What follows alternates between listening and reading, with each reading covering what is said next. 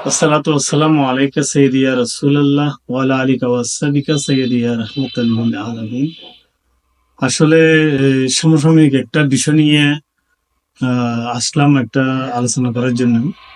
শাইখ সাইফুল আজম বাবর আজহারি উনি আমেরিকায় একটা মসজিদে একটা সেমিনারে বক্তব্য দিচ্ছে মোবাইলের স্ট্যান্ড নিয়ে।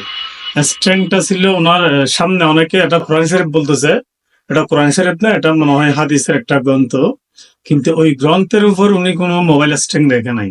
আপনি ফুল ভিডিওটা দেখলে অবশ্যই বুঝতে পারবেন যে মোবাইলের স্ট্যান্ডটা ছিল সামনে কিতাব, অর্থাৎ প্রথমে হচ্ছে না মোবাইল স্ট্যান্ডে মোবাইল রাখা, তারপরে সামনের দিকে হচ্ছে টেবিলের সামনের দিকে কিতাবটা। কিন্তু অনেকে এটা মিথ্যা প্রপাগান্ডা ছড়াচ্ছে সস্তা জনপ্রিয়তা পাওয়ার জন্য, বলতেছে পবিত্র কোরআনের উপর মোবাইলের স্ট্যান্ড রেখেছে। আসলে সম্পূর্ণ মিথ্যা এবং বানোয়াট একটা কথা। জনাব সাইফুল আজম বাবর আজহারিরা হচ্ছে মদিনার বাজারে বিক্রি হওয়া লোক, অর্থাৎ রসুলের এশ মহাব্বত ওনাদের অন্তরে কি পরিমাণ যেছে, ওনার ভয়েস নসিহত গুলা শুনলে আপনি বুঝতে পারবেন। আদব কায়দা মানে কোরআন শরীফের আদব বা হাদিস শরীফের আদব বা রসুলের মাহফিলের আদব কি জিনিস, ইতিমধ্যে এর আগে দেখবেন আমি একটা পোস্ট করছি, উনি মানে নবীর মিলাদুন নবী তথা মৌলুদুন নবীর আলোচনার মধ্যে যতকুলে পাশে দাঁড়িয়ে উনি মানে ওয়াজ করতেছে, আর সেই লোক কোরআন শরীফ বা হাদিস শরীফের উপর মোবাইল স্ট্যান্ড রেখে আলোচনা করবে বা সেমিনারে বক্তব্য দিবে, এটা কোনোদিন কল্পনা করা যায় না জিনিসটা।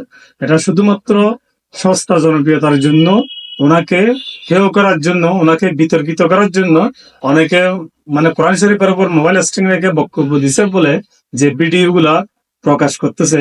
আমি ওনাদেরকে বলবো, হ্যাঁ আপনি কন্টেন্ট ক্রিয়েট করেন, ঠিক আছে, যেটার মাধ্যমে মানুষ সচেতন হবে, মানুষ দিনের প্রতি হেদায়েত হবে, দিনের প্রতি দাবিত হবে। ভালো কাজ যদি আপনি করেন, আপনি দুনিয়াতেও পাবেন যা যা, এটা আখিরাতেও পাবেন। শুধু শুধু মিথ্যা বানোয়াট দিয়ে বোকাগুলাকে যদি পথভ্রষ্ট করেন, যারা আসলে পথভ্রষ্ট হয় ওরা আসলে বোকা। ওদের যদি কোরআন হাদিসের কোনো জ্ঞান থাকতো, আমার মনে হয় না ওরা কোনোদিন পথভ্রষ্ট হতো জিনিসটা। তো সবার উদ্দেশ্যে একটা কথা বলবো, যে কোনো বিষয়ে কমেন্ট করার আগে অবশ্যই আগে জানবেন, বিস্তারিত জানবেন, তারপর কমেন্ট করুন জিনিসটা। আলহামদুলিল্লাহ, ওয়াহির দাওয়ানা আলহামদুলিল্লাহি রাব্বিল আলামিন। আসসালামু আলাইকুম ওয়া রাহমাতুল্লাহি ওয়া বারাকাতুহু।